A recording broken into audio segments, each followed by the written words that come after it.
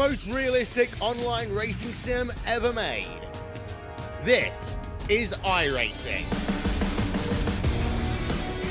Detailed laser scan tracks, fully dynamic real-world cars, and over 50 series to choose from. 6 online world championships offering over $100,000 in annual prizes. This is the original esport racing game. This is iRacing.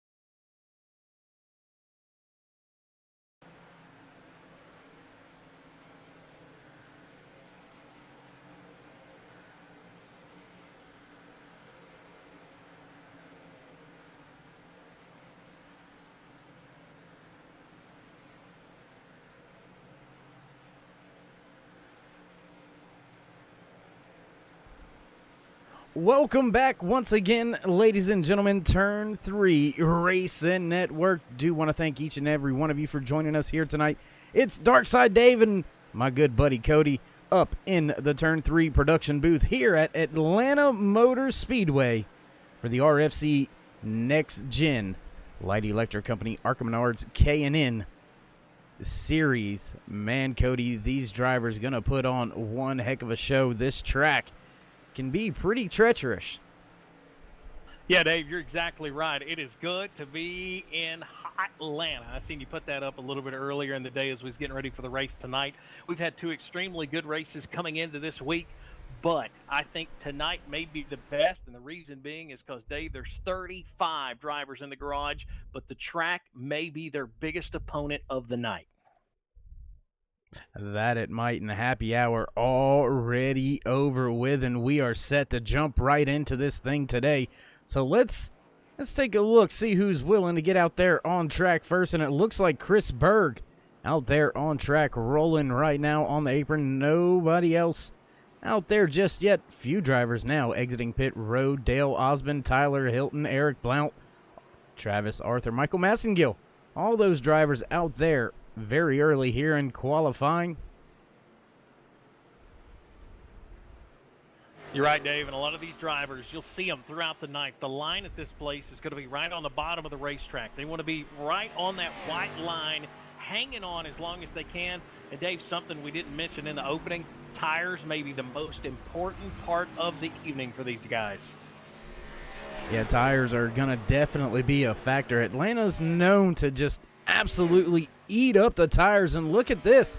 Open qualifying out there tonight, Cody, so the driver's getting a little bit of a twist, so all these drivers out there are going to have multiple times to put in some time lapse, so that's going to shake us up just a little bit. Caught me off guard. Brian Maskill Jr. top of the board. Now Chris Berg takes that top spot away. Yeah, it's good to see Chris Berg back on the racetrack this week. Didn't make it last time out at Richmond. He's on the top of the board. Tyler Hilton, he is in that second spot. Almost had his first win of his career last time out. He's out right now, and he's second. And now Brian Snare, Dave. Brian Snare, quickest in practice. He's at the top of the board. Yeah, Snare showing his strength. Not only right now in happy hour. Troy Radford puts his 49 top of the board. Quick time for Radford. But as you were saying, Snare, he was fast all happy hour, fast here in qualifying very early, 2 minutes into qualifying. And Cody, do want to mention the point standings coming into tonight's race. Chris Medford sitting on top of the point standings. Lance Yancey right there in a close second. Steve Baker in third. Brian Littleton fourth, rounding out your top five in the points. Coming into tonight's race is Derek Robinson. And Robinson's one of those drivers that he can make a big splash this year. Yeah, he can. He's just outside of the top 10 right now in qualifying. But if I'm going to pick somebody in that top 5 in points, it's a guy that won here last time around. That was Lance Yancey. He started off season 1 really good by picking up a win at this place, so he knows how to get around. Right now, he's second in points. He's sandwiched between the two drivers that have wins so far this season, Chris Medford and Steve Baker. And by the way, it's good to see Steve Baker back in the garage this week in Atlanta. Yes, it is. And good to see the car I'm looking at right here, nice and clean out there on the track. That 33 Mountain Dew Chevy Arc Menards K&N Impala looking pretty sweet out there. Brian Mescal Jr. sitting top 5 on the speed charts right now. And like yourself, my good buddy, he's going to be a girl dad here very soon as well. So congratulations to Brian. And yeah, I'll throw it out on air. Congratulations to you too, buddy. I appreciate it, man. Looking forward to it. Going to be a fun ride. Hopefully she's a big fan of the racetrack. I think we all hope they are. Nonetheless, about 3.5 minutes of qualifying in the books. We've got some drivers, a little bit of extracurricular activities there for the 45. I believe that may have been Justin Walters having a little bit of fun in the back of the field. Just playing around, having a little fun. But a lot of these drivers using this time to almost do some pack racing, see what their cars are feeling like. Watching Ryan Ewing, Ryan Wilson, David Smith Jr., all those drivers out there on track right now, grouped up with a few other drivers. So interesting to see that some of these guys are using this time for, what's the word I'm looking for? Practice? Come on, Dave. You're talking about practice here. Come on. Practice. But I will say something that I like, and maybe the RFC NEXTGEN Arc Menards Series officials are onto something. We've got 28 of our drivers on the racetrack. 28 drivers that took time. I do believe that is the most we've seen so far this season. Yeah, that is a way more than we've ever had qualify here in the RFC NEXTGEN K&N Series. Cody, usually lone qualifying, but owners, admins, promoters, sponsors, however, I don't know how the job got done, but either way, group qualifying seems to be the thing that fires these guys up. Everybody going out and at least shaking their car down a little bit more. Maybe that will attribute to a little bit better racing. Who knows? It is hot Atlanta, so anything can happen. Yeah, and getting kind of a feel of these racetrack, getting a kind of a feel of this racetrack with the temperatures the way they are right now. I think it's very important for these drivers as we approach the 4-minute mark here in our qualifying session. And looking at the track, it looks like most of the drivers have now pulled off pit lane. So maybe admin's going ahead and saying 5-minute session. Let's do a brief little drivers meeting here before we get set to kick things off. So we'll continue to keep an eye on it as we're just about a minute over halfway, so 4 minutes remaining here in qualifying.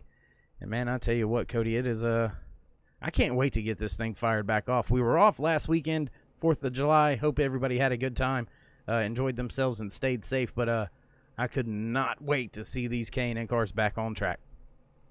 Yeah, Dave, you're exactly right. And what better place to go back racing at than one of the iconic, most famous racetracks there is, especially here in the South at the Atlanta Motor Speedway. They're going to be whipping around this racetrack.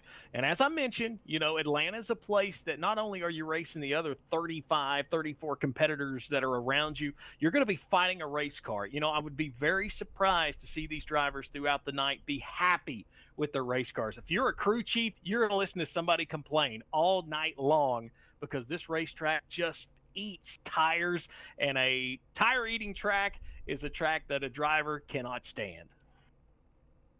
Yeah, I'm all for Superman on 4 tires. I personally like to take care of that right front as much as I can, but when it all comes down to it, I still want to just press the gas as hard as I can. So that's the balance these drivers are going to have to find, when to go at it, where to run to minimize that tire wear, and how to keep some money in the pockets of these team owners, because the tire bill could end up quite high. Oh, yeah, most definitely. And, there is a limit. These drivers, these teams come to these racetracks. There is a limit that the RFC NEXTGEN Light Electric Company R Series gives these teams. So not only is there a limit, that means management. So, they're going to want tires every single time they come to pit road. It's going to be up to these crew chiefs to say, hey, we're going to have to suck it up this go around. So it's going to be interesting. Right now, top of the leaderboard, Katie Osmond, he is out front. He's got a 31-12 top of the board. How about this, Dave? Katie Osmond, top of the board with a 31-12. Troy Radford, second with a 31-13. A tie for second, if you would. Brian Snares at a 31-13. Chris Berg, fourth with a 31-15. And then Steve Baker, Dustin Ping, Brian Mescal Jr., they're all within almost 4 1,000ths of each other. Yeah, you got to go all the way back to about 11th place before you even get to a 10th of a second slower than the pole position, the pole time right now being held by Katie Osmond. But we're going to take a brief moment here, Cody, see if we can't catch a word or two with today's race sponsor, Tyler Hilton. It's Dave and Cody in the booth. You got a copy? I got you. What's going on, Gus? I'm living, man. How you doing? Pretty good. Ready to tear it up here at Atlanta. All right, I know it's a short time before we kick things off here, so just give us a little background on how you came to choose the name of tonight's race. Yeah, Southern Conservation Trust is actually a company, an organization, foundation that one of our teammates, his wife, pretty much owns and operates, and they do a lot for pretty much forestry service, animals, rehab, things of that nature in the southeast part of the U.S. So that's pretty cool to have them on board. Tom Quattlebaum Jr., I know he sports them on his car along with Lion Creek Brewery, who is also an associate sponsor for tonight's race. They came on board with our team, Falcon Motorsports, probably about 4 or 5 months ago. And, we really appreciate them. But, Southern Conservation Trust definitely something that means a lot to us and our team. And what a better place to run it here at Atlanta, because it's not only a home track for Southern Conservation Trust, but it's also the home track for Lion Creek Brewery, based out of Peachtree City, Georgia. All right, my man. Well, as time is running out, we'll let you get back to your crew, and maybe we can catch up with you a little bit later. All right, sounds good. Going for the... Oops. Pulled the trigger a little bit early there. Cut him off. Sorry about that. Got to pay some bills real quick, though, Cody. We're going to head down trackside for the national anthem, so don't go anywhere. We will be right back. Oh, say, can you see by the dawn's early light what so proudly wailed at the twilight's last gleaming, whose broad stripes and bright stars through the perilous fight o'er the ramparts we watched were so gallantly streaming, and the rackets regular, the boats bursting in air, gave proof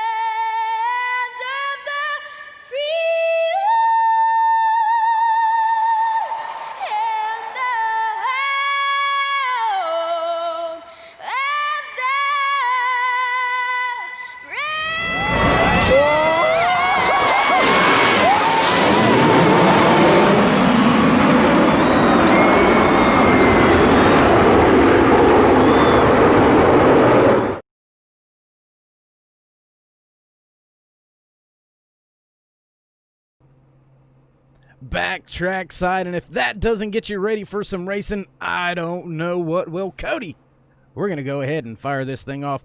Get to your starting grid here tonight. And oh, if I could ever actually start it where it needed to be, maybe we could find it. There it is. Pole position. Driver of the 88, Dale Osmond.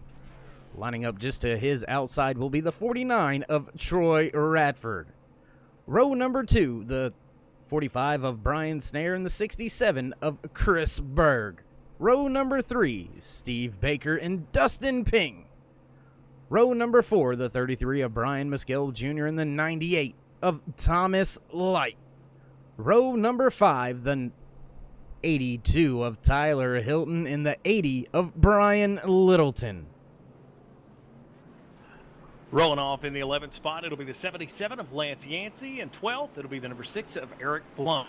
Starting in the 13th spot last race winner, Chris Mefford in the 84. Joshua Cogdill, he'll roll off 14th. Melvin Young, he'll roll off the 15th spot in the number 10. It'll be David Schmidt Jr. in the 08 in 16th. 17th, it'll be Ryan Ewing in the 13 car. And in the 18th spot, it'll be Ryan Wilson in the number 12. Rolling off 9th, it'll be Derek Robinson. And then rolling off 20th, it'll be number 4, Michael Mason-Gill. Chuck Mobley going to start 21st. 22nd will be Travis Arthur. 23rd, Jimmy Hetrick. 24th, Damon Cox.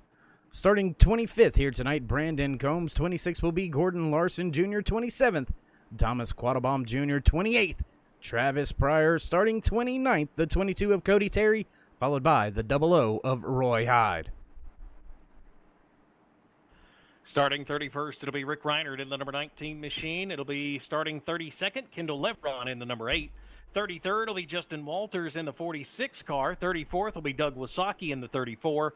35th, it'll be Adam Novak in the number 44 machine. And rounding out the 36 car field, the number 47 of Ray Radford. Dave, we're ready to go at Atlanta. Ready to go, green flag racing, and the flagman drops the green flag, and we're racing here at Atlanta Motor Speedway. Having a little bit of hang-up, some issues. Should iron itself on out. Going to work through it right here, right now, as we speak. Cody, take it away. Yeah, the battle right now is for the 2nd spot. Here comes Chris Berg. Troy Radford and the caution flag will fly. Caution flag flies, as I do believe Rick Reinert might have got into some trouble. Oh, and contact. Looked like Damon Cox got into the back bumper of Brandon Combs. And, man, we'll check the replay coming up.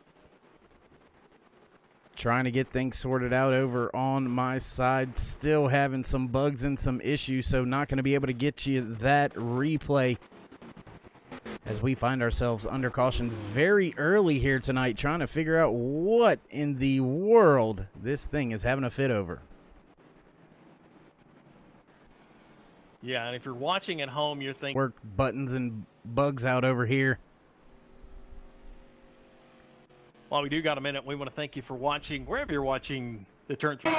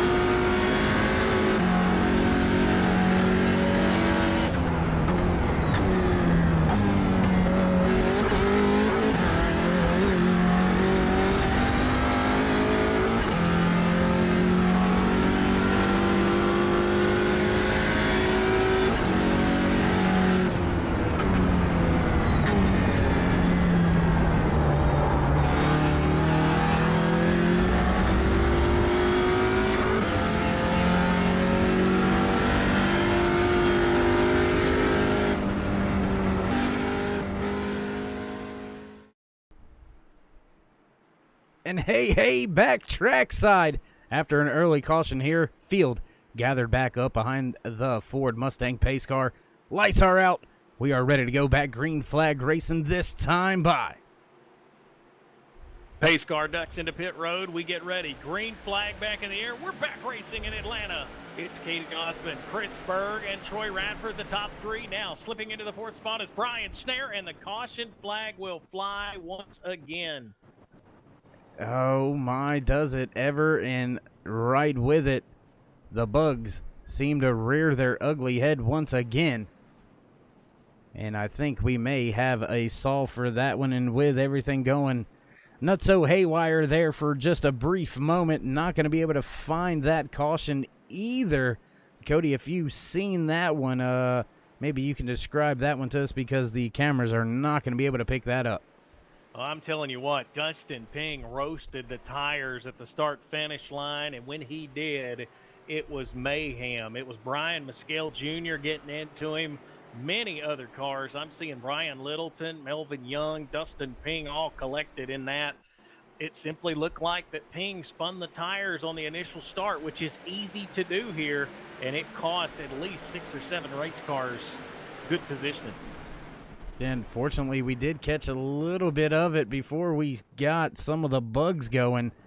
So we did get a brief shot of that for just a small moment. We will rejoin the race back at the front with your race leader, Katie Osmond, still that 88 sitting on top of the speed charts. And it looks like it's just a little bit of issues every now and again. Then it kind of smooths itself out. So we're going to take a brief commercial break. Once again, maybe 2 or 3 commercials. Do apologize for all the commercials very early here, but we're trying to get you everything we can, as nice as we can. So do apologize about all the commercials. Don't go anywhere. We will be right back.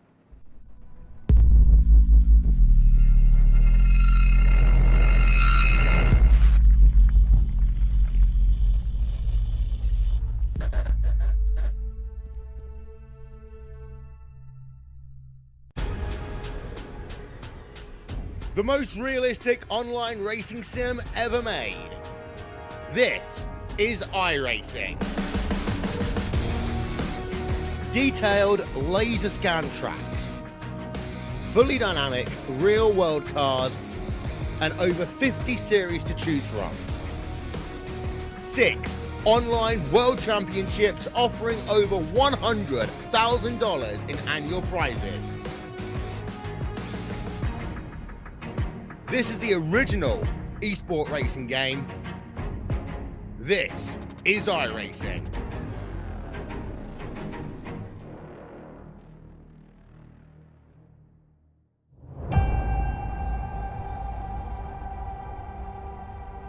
Growing up as a kid in Oklahoma, where I'm from, the Chili Bowl is the biggest race that we have.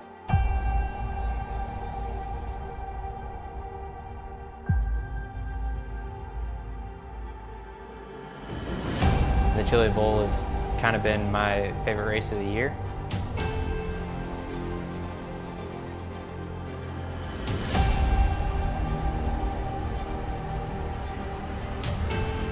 Growing up a dirt racer in Oklahoma, that's kind of the holy grail.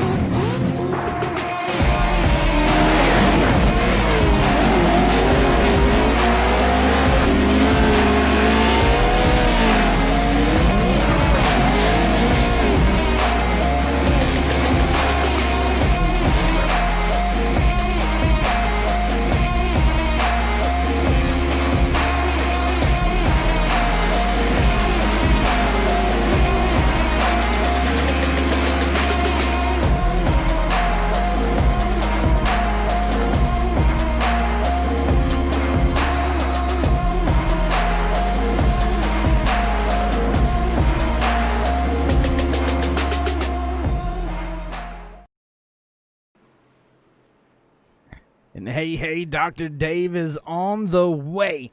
Let's see if I figured this one on out or not. Two very early cautions here at Atlanta Motor Speedway. And Cody, that last one just a product of some spinning tires and then maybe getting it into the wrong gear. Drivers having nowhere to go. And that collected quite a few. Yeah, Dave, my math isn't the best, but it looked like there was at least 8 cars involved in the last caution. A lot of those spending time on pit road trying to get things figured out from that. That restart just simply looked like Dustin Ping got a good restart, and then I don't know if it was the shift from maybe second to third gear. It shot the car to the outside retaining wall. Brian Mescal Jr. had nowhere to go, and then it was just a party from there on out. The entire outside line, most of those drivers involved in some way. But, Dave, we've got 13 laps on the board. We've seen 2 really big wrecks, and we've still got K.D. Osmond, Chris Berg, Brian Snare, and Troy Radford in the top 4 as I think the pace lights are out on the pace car, and I think we're ready to go back green for lap number 14.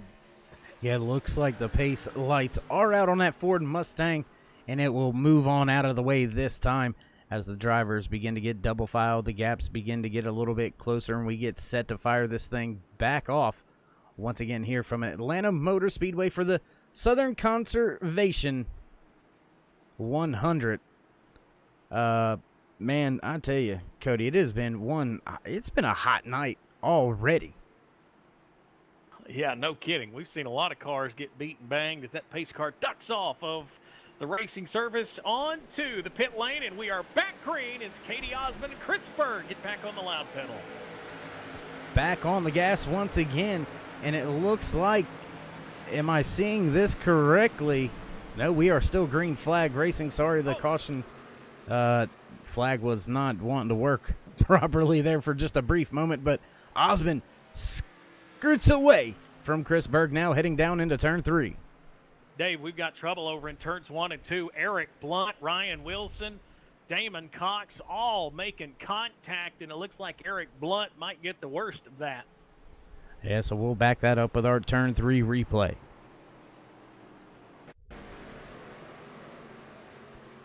Here you see drivers trying to just kind of get up out the... Oh, and Eric Blount into that outside wall. That's what kind of started it. We'll back it up a little bit further one more time here. Just catching it after he's already hit the wall. Hit the wall again after hitting another driver. My goodness, Eric Blount, a little bit of a ping pong right there. Yeah, Dave, and I hate to see that for Damon Cox. Looks like he's going to keep the car rolling. But tonight, I want to give a shout-out to the driver out of Virginia. He's making a RFC NEXTGEN K&N Series career-high 50th start. So technically, I guess, Dave, we could call him maybe the Iron Man of the series right now. Iron Man, old man, hey, it doesn't matter to Mud. He's cool with whatever. I won't tell him you said that. It'll be all right. I tell you what, not too many drivers could ever say that their starts are higher than their age. I did not think about that. Or at least right now. I mean, most of after a while. I mean, your pros, they race hundreds. Never mind. Bad comedy. Well, Dave, I will say what we're seeing right now is the urgency for track position. These drivers, and I think you've seen this so far, we've seen multiple cautions now, and they've all come pretty much in turns 1 and 2, except for that bad restart from Dustin Ping. You're seeing how important it is to get good track position here in Atlanta, and well, they're trying to get there. Unfortunately, it's not working out too well, especially in turns 1 and 2.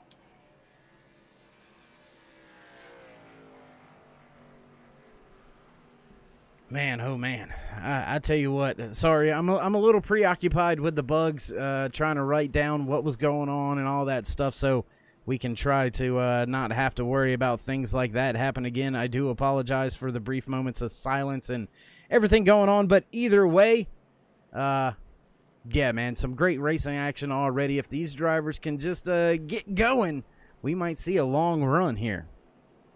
Yeah, that would be the hope. A lot of times these big race tracks like Atlanta Motor Speedway, if you can get into a groove, if you can get people away from each other, you're going to see a long green flag run. And here's the thing, a lot of these drivers up towards the front are still on the tires that they started the race with. We haven't really seen, I don't feel, the tire become a problem just yet here at Atlanta Motor Speedway. They will if we get into a long green flag run. There's no doubt they're going to be an issue. But for right now, it looks like these drivers up front are pretty happy. And for the most part, track position is what they are trying to hang on to, because nobody wants to get back into that 11th through 25th in that area, because right now that has been a danger zone. And I will say one thing, that 88 Sundrop Chevrolet of KD Osmond is looking pretty good out front here at Atlanta Motor Speedway so far. Yes, it is, and you're probably right there. The tires haven't really been abused too much, just a couple of heat cycles on them, so you can clean them off when you're coming back to the restart, and maybe get a little bit more grip or traction than what you would on cold, brand new, fresh tires. So might not be a bad strategy here, staying out. We'll see if anybody ducks down pit road this time. Doesn't look like your top 5 gonna even think about it. Looks like all the way back through 15th and even further, all staying out on the track now. So, yeah, I'm not so sure the tire wear is going to come into factor just yet. But if we get this long green flag run right now, Cody, that's going to put these drivers in a little bit of a fuel window to possibly take a full tank and then only have to take a splash to get to the end. Yeah, you're exactly right. And some of these crew chiefs may be looking at things that way. They may be looking to try to figure out maybe a short way around this race. I seen Tyler Hilton pull to the inside. I don't know if he's having some trouble or not. He was stopped there a few moments ago on the front straightaway. Looks like he's letting the field go by. So I'm not sure exactly what's happened there to Tyler Hilton. He looks like he's dropping to the back of the racetrack, maybe something our officials here in the RFC NEXTGEN K&N Series has instructed him to do. But it looks like 18 laps on the board of this 100-lap event here tonight. Things look like they're starting to line back up, Dave. Yeah, it looks like things are going to get lined back up this time by pace car lights. Should be going out on that godforsaken thing up leading the field. And I think Jimmy Pacer's actually got the most laps led out there tonight on the track. Cody, what do you think? Yeah, he's a good guy. Talked to him before the race. He said he's enjoying his time out front of the field. He said he's living a childhood dream this week, driving on the Atlanta Motor Speedway. And right now, he's putting a lot of laps on that Ford Mustang as we start to stack them up 2 by 2, Dave. Yeah, might get a little too many miles out there on that thing. Might have to pull an oil change pretty soon, but either way, it's going to move out of the way this time by. And we'll see if Chris Berg can't get a good start on that outside lane, get a surge, maybe a little bit of help out of that 56 of Steve Baker on this latest restart. As Troy Radford, that fast 49, he is always up front. Driver competing for the championship last season, coming up just so short. Maybe he can push Osmond by and then possibly try to make a switcheroo and go to the front of the field himself. Yeah, and not exactly how he wanted the season to end a year ago, but he's ready to go. He's out front. That Sundrop car always looks good week in and week out here in the RFC NEXTGEN Light Electric Company ARCA Bernard Series. As they stack them up, Pace car gets ready to turn down. Katie Osmond, Chris Berg, Steve Baker, Troy Radford, Thomas Lightfoot, Brian Snare, your top 6, as we have 19 laps on the board. Looking for lap 20 this time by. Green flag in the air. Green flag flies back to the action here at Atlanta Motor Speedway. 88 gets off to a great start. Chris Berg, pretty good start there on that outside line. And Troy Radford goes around in turn 1. We've got another caution in turn number 1 here. My goodness, let's back it up, see what happened to Troy here on the entry to turn 1. Looked like a driver got underneath him. Trying to see if we can't locate it. Try to see if we can't find him. There you see his car on pit road, heavily damaged. We'll back it up, take a look with our turn 3 replay. Here you see Radford on the bottom. Looks like that 45 into the bumper. and around goes Radford. Carnage ensues. Travis Arthur into it. Multiple other drivers going around him, but the 94 caught up in this one as well. Melvin Young, Damon Cox also involved in this latest one. Let's see. That 57 try to make his way through everything. This is after the fact. A little bit of contact for him. Oh, there it is right there. Contact with that 8 very late after the caution flag. So tough break to see that 57 get a little bit of contact that late. Yeah, and Dave, I'm not sure, and we can't go out and speculate what exactly happened there, but it just looked like Troy Radford was going to take a different line into turn 1, and it was just something totally different from what the drivers had seen behind him. And unfortunately, the reaction time wasn't enough, and it caused a chain reaction. As I'm talking in the meantime, our leader, Katie Osmond's on pit road. Yeah, a few of your front runners electing to come down pit road this time by Baker, Light, Pryor, Mobley, and Wasaki all going to stay out on track. Radford, as well as a few other drivers, beating and banging on their machines very early here tonight. We do have quite a few cars already being scored. Multiple laps down here, so Atlanta eating these ARCA Menards K&N Series drivers. They just eating them up. Yeah, this kind of has the feel of a short track race. And I mean, we're here at Atlanta Motor Speedway. Normally you don't see that, but it's just, urgency, track position, as it looks like the driver who won our initial season opening race, Steve Baker, has elected to stay out. Looks like him and Thomas Light may be the ones taking us to green when we get ready to go back here in just a couple of laps.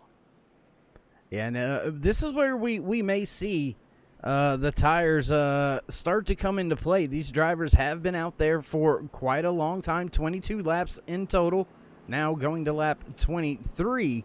Multiple laps have been under caution, but this is going to be the 4th or 5th heat cycle on these tires, so I am not so sure about the strategy to stay out, but Cody, that's why me and you get paid the small bucks, and the big bucks are down there on top of those pit boxes. You are exactly right. I had a chance to get out with the Turn 3 Racing Network cutaway car earlier today, and there's a reason I get to ride around at half speed compared to what these drivers do here for the RFC NEXTGEN Light Electric Company ARCA Menards Series. There's a reason I don't have all the horsepower. I don't think I can handle it. But I'm telling you what, we are seeing a trend. We're seeing drivers just kind of push the issue a little bit in turns 1 and 2. And Dave, just like I do, the officials in the RFC NEXTGEN booth, they are telling these drivers to take a deep breath and let's try to get some laps in. Yeah, let's try to reel things in here, pull back on the reins a little bit, get a little calm, get some laps under our belt, maybe get some green flag pit stops underway. A lot of drivers caught up early here in the race as we are only on lap 24, and Cody, it looks to be in at least 15 drivers or so already heavily damaged, and if not already out of this race. Yeah, and some of the drivers that have that heavy damage are some of the drivers you would think maybe have a chance to put it in victory lane here today. Brian Mescal Jr., he got beat up early in this race. Lance Yancey got beat up early in this race. Troy Radford now finds himself all the way back in 33rd. Dustin Ping, he had that unsuccessful restart just 2 cautions ago. So you got some heavy hitters have already somewhat taken themselves and put themselves way behind early in this race, as we just have 24 laps in the books now. But then you got some names up front, Dave. Of course, Steve Baker's already a winner this year. Thomas Light, Travis Pryor, Truck Mobley, Ryan Ewing, Chris Berg, they're all up there in the top 6. Opens the door for some of these young guns. And I'm noticing as I've got my eye on this 0-2 of Travis Pryor, his right front fender's caved in just a little bit, just behind where that headlight would be. So, I mean, even the drivers at the front of the field right now, as we seen that that latest caution, Troy Radford running in the 3rd spot, gets some unfortunate contact, goes around in front of the field, catches a few other drivers out. So there's drivers with some damage all over this track very early, coming to lap 25 this time. Field should begin to get double file as the pace car lights go out. Yeah, Dave, a quarter of this race in the books. We got 75% of this race still to go. You've got to be thinking, right now is the time that the crew chiefs, you've got these the top 5 drivers, top 6 guys did not pit. If you're the crew chiefs on the box, you got to be playing the strategy, so to speak. You got to be hoping that these cautions keep lingering, because you want these drivers to be out there on those older tires to have a little bit of advantage. But I'm telling you what, look for the fresh tires that Chris Berg, Katie Osmond, Chris Medford, and Tyler Hilton just put on that race car to make a big difference. You'll see exactly why we say this track wears out tires real quick. We may see it right here on this restart. Yeah, that we may, and a very long line of cars going to be down there on that bottom lane. A lot of cars going down multiple times down pit road to try to beat and bang on the fenders, try to straighten them up as best as they can before we head back. Green flag racing this time by Ford Mustang, bringing the field back out of turn number 4. Once again, going to make that left-hand turn, and we will get things fired back off here at Atlanta Motor Speedway. On the gas, and away we go. Green flag flies at Atlanta Motor Speedway. Baker with a great start. He gets well ahead of Travis Pryor, now grabbing that second spot away from Thomas Light as they make their way through 1 and 2. Very close quarters racing between Chuck Mobley and Chris Berg.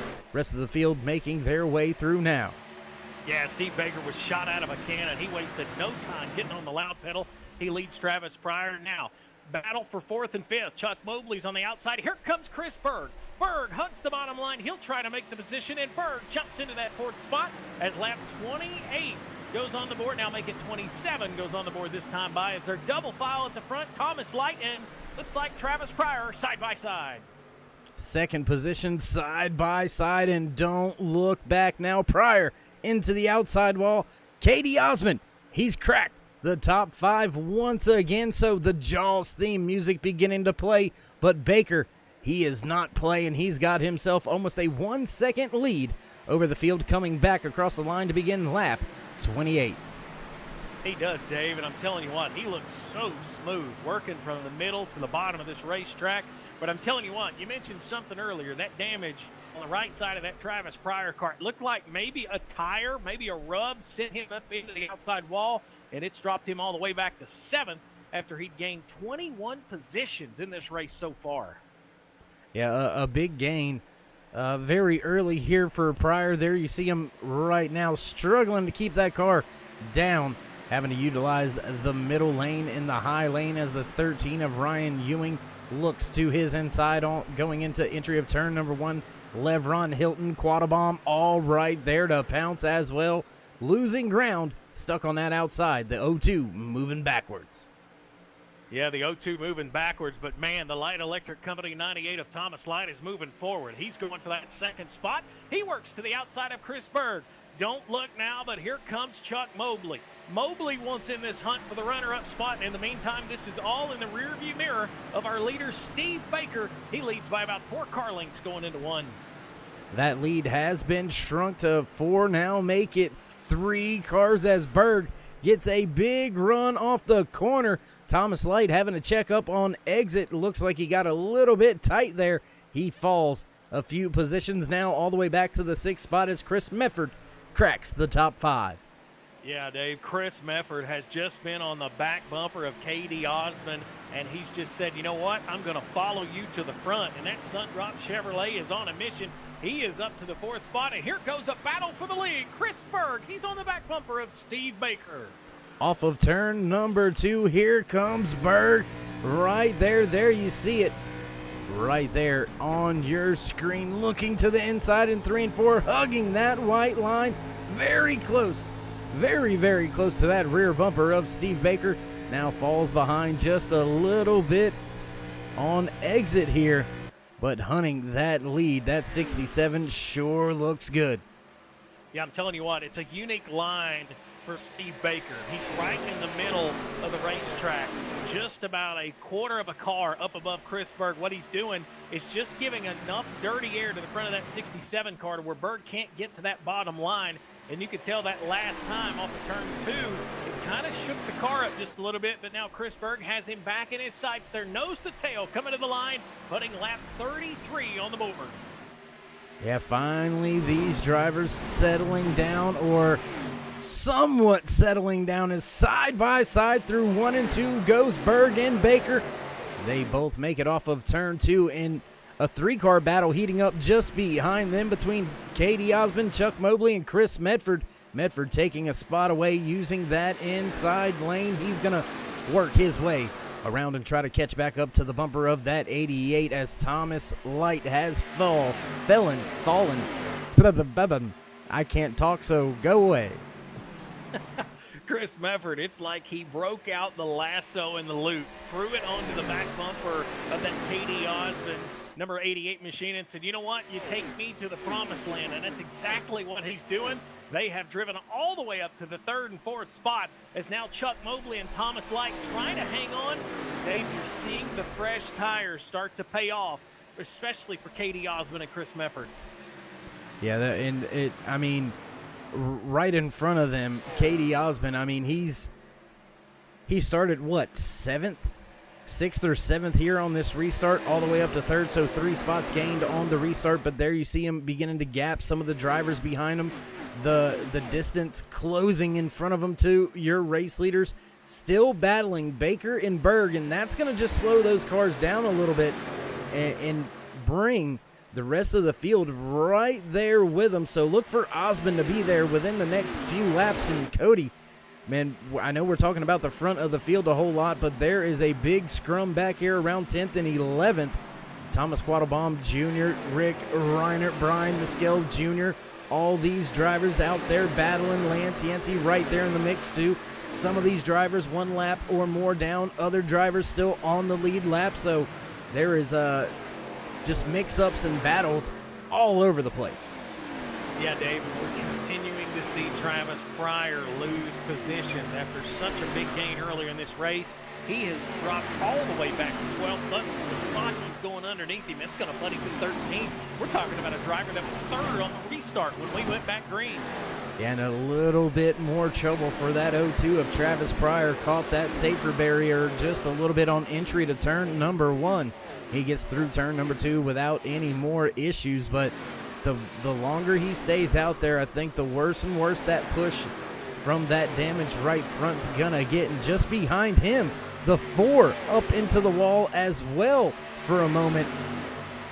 He kept it clean going the right direction, so no caution going to come out for the contact with the wall out of Michael Massengill. And, man, there's battles all over the track. Meanwhile, back at the front, Steve Baker has broken away to about maybe a 0.3 of a second lead over Chris Berg. Yeah, Baker's starting to get a little bit of breathing room, and I'm telling you what, Dave, we talked about tires.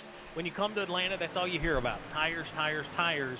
Now you're starting to see these tires even out. Yes, your top 2 are on much older tires than the next 2, but after you get some laps on these tires, once you get them roughed up, they start to level out. And I think that's why you've seen Katie Osmond and Chris Medford not really gain any ground on Chris Berg and Steve Baker. And as I say that, they close up the gap and get it to within 2 car lengths. Yeah, and Cody, looking at the timing and scoring here, it looks like Osmond and Medford, they are running faster time laps, but only a 10th or 2 that time by Chris Berg, actually faster on the older tires than what Osmond and Medford were. So the tires are slowly beginning to hit that even point. We just got to wonder how they're going to fare from this point on. The second half of the run, these tires being much, much older, could be a problem here in another 15 to 20 laps. Yeah, and Chris Medford said he followed Katie Osmond so far. Now he's going to try to make a move on his own as Medford goes underneath the 88 of Osmond, going for that 3rd spot. And they've got to enjoy what they're seeing, them being the front 2, because now 3rd and 4th starting to race, and Steve Baker and Chris Berg are still trying to hold their positions. Still leading the field, though. Baker doing a heck of a job on them old tires, Cody. If you had asked me pre-race or even asked me 20 laps ago if this was something that was going to be possible, I would have told you no. And look at that. Chris Mefford with a move to the inside on Katie Osmond. He's going to take away that third spot. So Mefford very fast late in the run. Look for him to be a player late in the race if we continue to stay green. Dave, I know we're talking about our leaders, but I want to give a little bit of a spotlight. I was watching one of our other monitors over here, and I want to thank the crew in here in our Turn 3 Racing Network for giving us these views here from Atlanta. I want to shine a spotlight on Kendall Lebron. He's now gained 27 positions. He's up to 5th in that number 8 Exxon ride. I love the rowdy paint scheme of Days of Thunder. Kendall Lebron's got that machine all the way up to the 5th spot. 27 spots gained so far as he gets around Thomas Light. Yeah, big move through the race. One of our bigger movers of the race is Kendall Lebron, but just behind him, Thomas Light, Tyler Hilton, Chuck Mobley, Rick Reinert, Thomas Quattlebaum Jr. rounding out your top 10. Quattlebaum Jr., 18, or no, I can't even read. That's 28 spots. 28 spots, so Thomas starting almost last and has made his way into the top 10. Yeah, David, as we talk about that, here comes Chris Mefford. He's on the back bumper. Chris Bird throws a block. Chris Bird went up to shut the door on Chris Mefford, and it's possible they're going to make him 3 wide in turns 3 and 4. Big time moment as drivers get to be a little bit impatient. Older tires trying to do what they got to do. I mean, we all don't like blocking, but we all do it, so I can't fault them for it. Still a little bit early to be throwing too big of blocks, but, I mean, you're still out there to give yourself and the team the best chance to win the race, and if it means holding up some guys that are faster on some fresher tires, then that's just what you do. Yeah, I totally agree. And right now, the fresher tires may be into the hands of Mefford and Osmond because they are on the back bumper of Steve Baker. They are coming to put lap 46 on the board this time by. And the battle for the lead is now a 4-car, make it a 3-car race. Steve Baker, he's led all the way so far other than the opening laps. But now he's under pressure from Chris Mefford. Yeah, and I think this is where we see those fresher tires prevail.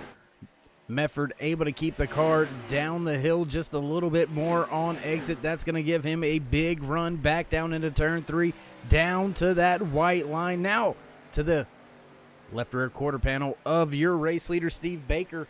Baker struggling to keep that lead. Mefford clips the grass just a little bit, crossing the line.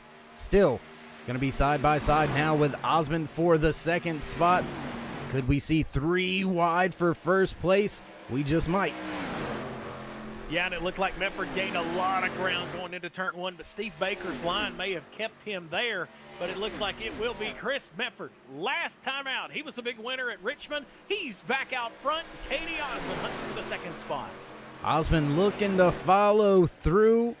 Oh, that's going to be a tight squeeze as Baker chops right across the nose of that 88 Sundrop Arca Menards K&N Series Impala and keeps that 2nd spot for the time being. Man, oh man, it is getting a little bit dicey up front with your top 4. Yeah, Dave, we are just getting almost to the halfway point. We're 2 laps away from halfway. You've got to be thinking Steve Baker, Chris Bird, they're all on some older tires. And now side by side, Katie Osmond and Steve Baker go side by side for 2nd. Tires may be starting to wear out on that Steve Baker, and the caution flag flies. Caution flag is out here at Atlanta. Caution flag flying here at Atlanta Motor Speedway, and it looks like Brian Snare may have been involved in this latest one. So we'll see if the guys, there you see him right there, backwards up against that outside retaining wall. We'll take a look back with our turn 3 replay. Oh, and contact made with, I believe that is the 10. And into that outside wall goes that 45. We'll take another look at it here. There you see the contact into that outside wall. Very, very heavy contact. That is going to more than likely put an end to the night for that 45 machine. Tough break to see that happen. And as you see him still trying to get his machine rolling in the right direction, still losing some laps, caught up on the apron right now. My goodness, a bad situation, going worse for that 45. Yeah, and you got to feel for him. He was quickest in practice. Looked like he had a really good race car here for this event in Atlanta, and it has just not gone his way. But I'm telling you what, speaking of not going ways, let's talk about something that just went somebody's way. Steve Baker just caught a break. Dave, we felt like they were going to need tires in the next few laps. Now it's all even kill, and it looks like Steve Baker and Chris Berg really got lucky with that caution coming out. Now they're going to get the same tires that's going to be on the machine of Katie Osmond and Chris Mefford as well. Yeah, that's one of the strategies I started looking at there late. I didn't want to mention the yellow because we all know if we talk about them, they seem to rear their ugly head. But nonetheless, I mean, they were in a very good spot. They were going to have to pit maybe 10 to 15 laps sooner, and that would have carried them to the end. So they would have been on much fresher tires for the final stint of the race. And if the caution comes out, well, hey, no harm, no foul. Big gap back to the 5th place runner. So the track position would have been worth the gamble, I believe, at that point in time, as we see the 0-2 of Travis Pryor being scored 1 lap down. Now he's going to go down pit road, get some fresh tires, try to fix up that right front.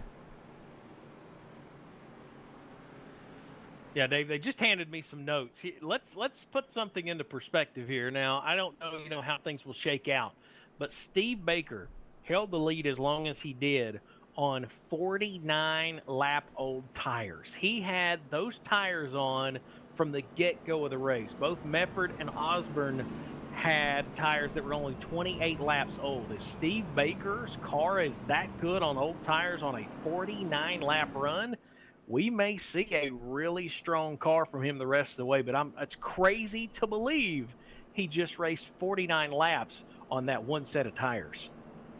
Yeah, and it's just a product of drivers knowing the track surface, how abrasive it is, and knowing how to take care of that right front. We seen on that final restart, that long little bit of green flag stretch we had right there, Baker took off with the lead, and he was able to maintain it for at least 20 laps or more with those older, worn-out tires.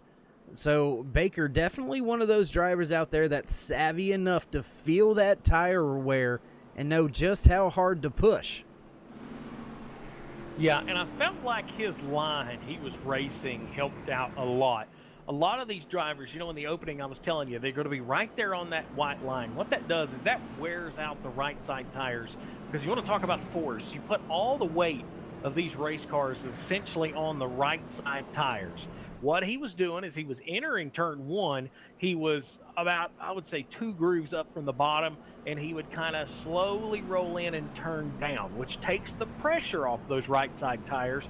Nowhere near as much digging them in the pavement, and that might be one of the keys he had for saving a little bit, because once you've seen the tires give way, he was really pushing up the racetrack, and that might be something to pay attention to if we get into another long green flag run.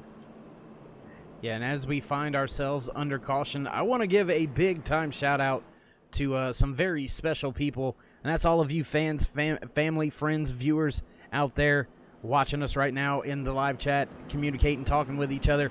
We appreciate you sticking it out with us tonight.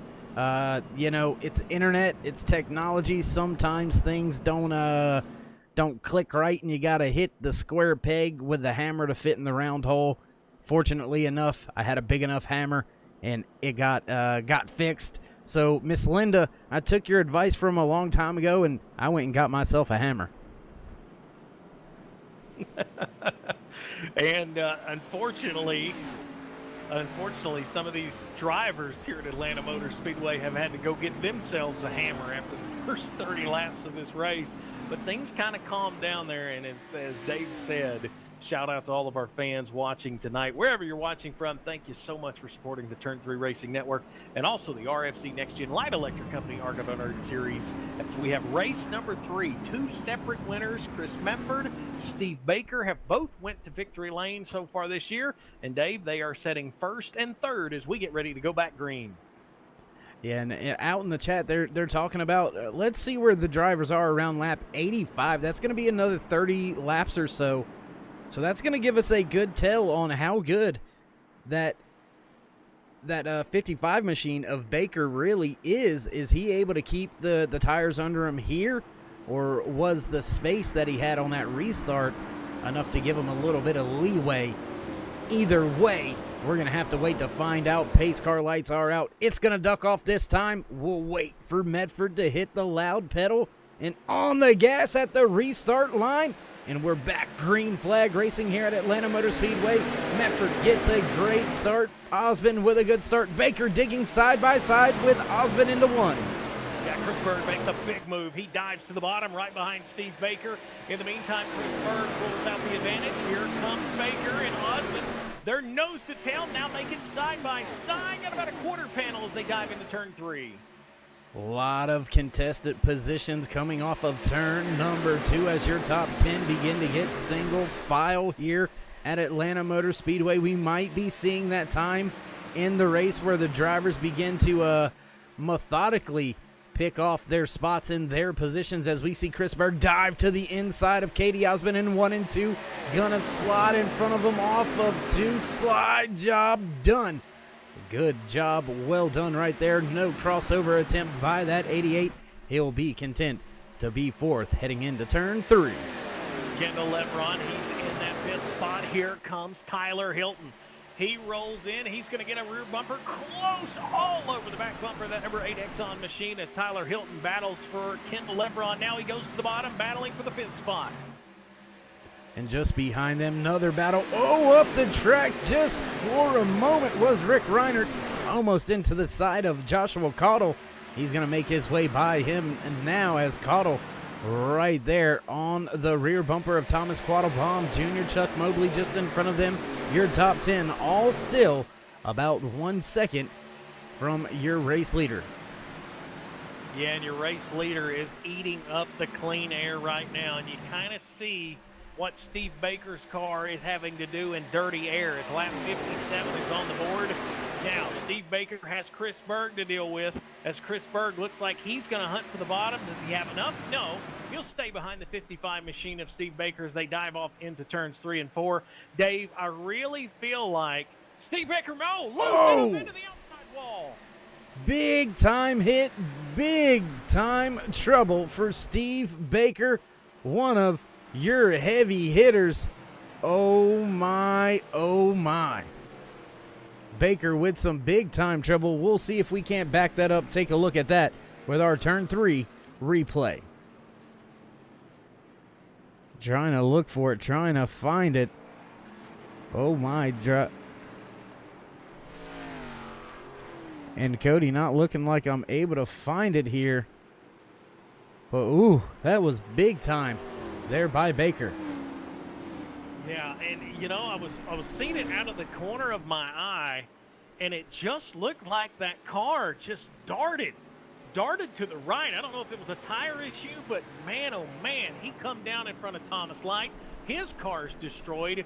Kendall Lebron's car nearly went in the air. I'm not sure exactly who all got into him. Michael Masongill was one of the drivers involved. Not sure what happened to the 55 car off of turn 4. It just got loose and went up to the wall. Yeah, we're trying to find it, trying to watch it over again from a different view back here behind it. Looks like he just got super loose down there, touched that white lane. Oh my, right across the nose of that 98 front tire. Rips off of that machine. 2 drivers with heavy damage. More drivers joining the, I don't want to call it the junkyard, but there's going to be some cars that go back in pieces instead of with parts. Man, and you got to be feeling for a couple of those drivers. Kendall Lebron being one of them. We was talking about how strong his car was. And, I mean, he just literally got caught up in that wreck by, I don't know, Dave, it might have been 6 or 7 inches. He just barely got the rear end clipped and sent him into the outside wall. But just like that, you find yourself a new mix of drivers up front. Here's Tyler Hilton, Chuck Mobley, Joshua Cogdell, and Rick Reinert into the top 5. Yeah, and I mean, What this may do for us here tonight, Cody, we may get a maybe a first-time winner, not just for this season, but altogether in the RFC Next Gen Arca Menards K&N Series. I mean, there's a lot of heavy hitters that have already found some big-time trouble, and we're gonna have less than 15 cars left on the lead lap after that latest melee. So, man, it's going to be an interesting rest of the race, an interesting 40 laps remaining here at Atlanta Motor Speedway. Yeah, Chris Mefford picked up his first career win in the RFC Next Gen K&N Arca Menards Series presented by Light Electric Company last go-around. Tyler Hilton, he's looking for his first win. Chuck Mobley, he's looking for his first win. And you could go down the list, and you could still look for drivers that are hunting for their first career wins. And I'm telling you what, that open door of opportunity keeps getting bigger with these accidents, because we've seen trouble for a lot of the heavy hitters here in the series. And you go all the way back, Rick Reinert, I'm assuming, would be the first driver with a career win, and he's only got one.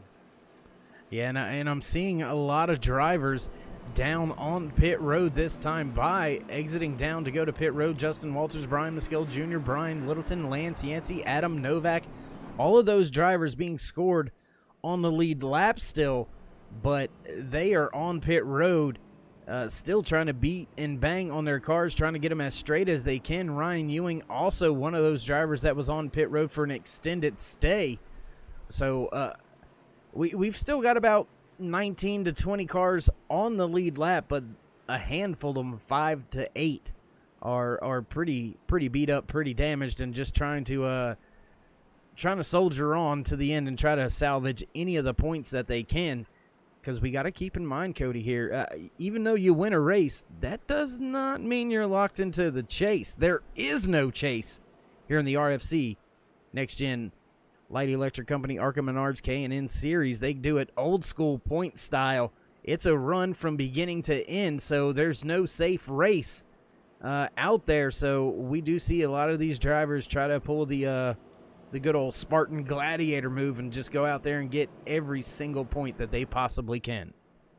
Yeah, and Dave, that might be exactly why you're seeing so much work on pit road. Once these cars get damaged at a big track like this, aerodynamics play such a big role at this racetrack. You're seeing crews beat, bang. You're seeing drivers that may, come back out on the racetrack with nothing on the front of their race car. They have to get points, because if you don't rally and pick up something when you leave these racetracks, you're going to be far behind. And Dave, with that monster that we've got coming up next week, I think they're trying to get as many points as they can right now, because we've got a whole new racetrack next week to deal with. Oh, yeah. I was going to try to keep quiet about it, just because, I really don't even know what to think about heading to this track. We are going to a road course next time these Light Electric Company Arca Menards K&N Series drivers hit the track. We're going to go all the way to Laguna Seca for the first road course of the season. And I don't know if any of you guys have ever turned laps at Laguna Seca, but these cars are going to be an absolute monster to handle. They are going to be ill. They're going to want to throw you around turn after turn. It is going to be quite an eventful race, and one that I believe some of these drivers more than likely have had circled as possible provisional points days, or maybe they circled it and have been practicing and are going to come out here and just scorch the earth. We'll just have to wait and see how that all plays out. Pace car lights out once again. A lot of drivers coming off of pit road, catching back up to your race leaders side by side. Chris Medford takes the inside. Tyler Hilton going to line up just to his outside, lining up second car inside row. Joshua Caudle, Chuck Mobley will line up in fourth, and Rick Reinert will line up in fifth, and switch that third and fourth around. Yeah, I'm dyslexic sometimes. They'll stack them up 2 by 2. Ford Mustang pace car ducks off on the pit road, and we get ready to go back racing here from Atlanta Motor Speedway. Chris Mefford shows the way. Tyler Hilton to his outside. Green flag back in the air. Green flag flies, and we're back racing in the outside lane. Got a much better start than normal. Tyler Hilton all over that rear bumper of Chris Medford. We're not used to seeing that outside lane fire off the way that it just did, and Hilton is all over that rear bumper. Yeah, that driver's hungry, Dave. We talked to him 2 or 3 times already this year, and he has been hunting for a career win, and here he is again. He's on the back bumper of Chris Mefford. These two battled a week ago in Richmond. They're going to do it again as they put lap 65 in the books. And your race sponsor for tonight, Tyler Hilton, he's kind of methodically and quietly made his way up through the field, Cody. He's gained 13 positions from the start of this race to find himself right there behind Mefford, running in the second position, trying to pull away from Chuck Mobley, who's sitting right there in third, about 2 cars back. Hey, you want to do a feel-good story? Brian Mescal Jr. has rallied. He is up to 8th after that early accident. He's on the back bumper of Katie Osmond and actually had a run on him last lap. I thought he was going to go around him with that 33 Mountain Dew machine. He's moving up through the field. He's inside of the top 10. Yeah, and just in front of those 2 drivers, Rick Reinert in the 19 down there, hugging that wide line, trying to take the spot away from Joshua Cottle. Looks like he's going to be able to do so off of 4. Osmond now trying to follow suit. 2, almost 3 wide for a brief moment. Reinert in the middle. He clears. Osmond digging on the bottom. Now Brian Mescal Jr. looking to the middle lane. Now cuts it down to the bottom right on the rear bumper of the 88.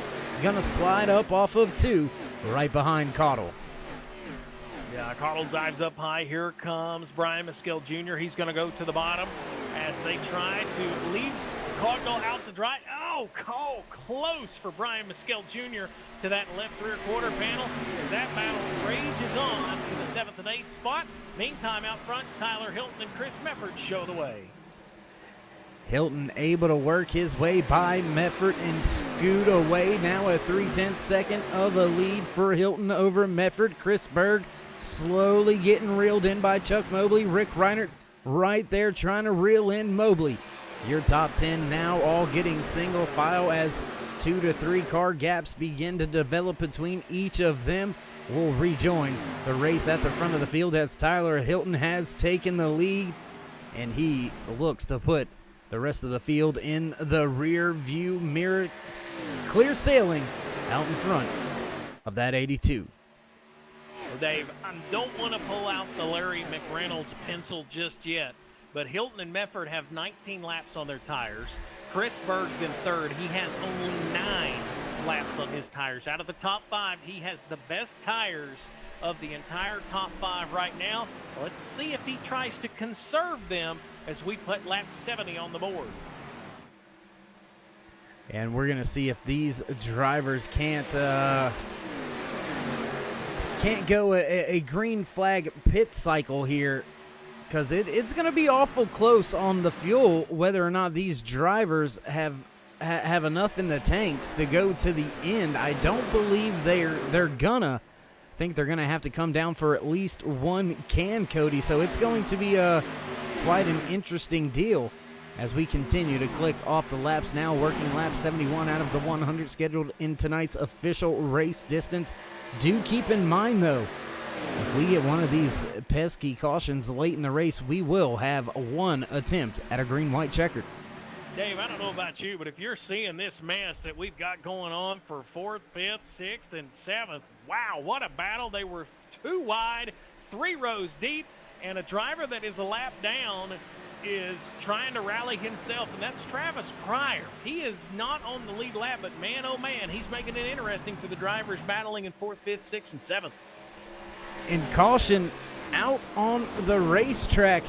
Trying to see what happened. Looks like I'm being told got it in my ear. There it is. The 22 of Cody Terry goes around, so we'll take a look with our turn 3 replay.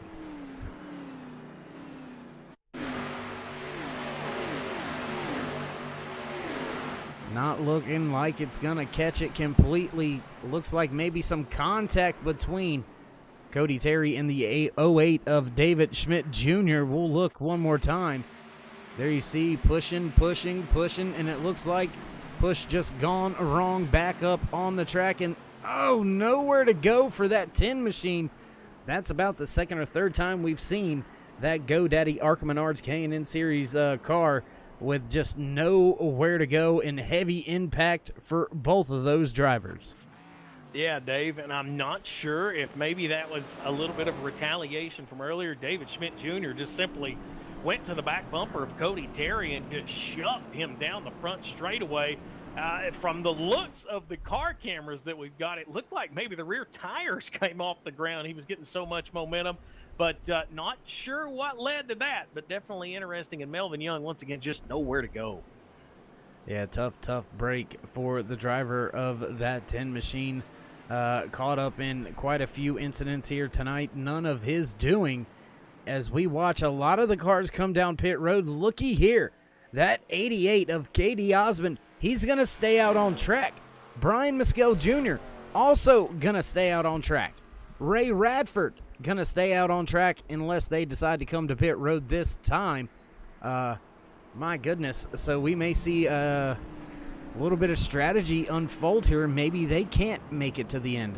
Actually, they should be able to. Only about 26 laps remaining. Yeah, Dave, and I was looking. Osmond's got 14 laps on his tires. Brian Mescal Jr. has 13. Ray Radford, how about this? He's got 11 laps on his tires. He gained 33 spots just then with those cars jumping onto pit road. You want to talk about a crew chief pulling out the old snake eyes on the dice? Maybe Ray Radford's making that move to try to put that 47 car into victory lane. Just might be doing that. And with all that being said, ladies and gentlemen, we're going to step away for a brief commercial break. We'll be right back with all your green flag racing action live here from Atlanta Motor Speedway on the Turn 3 Racing Network.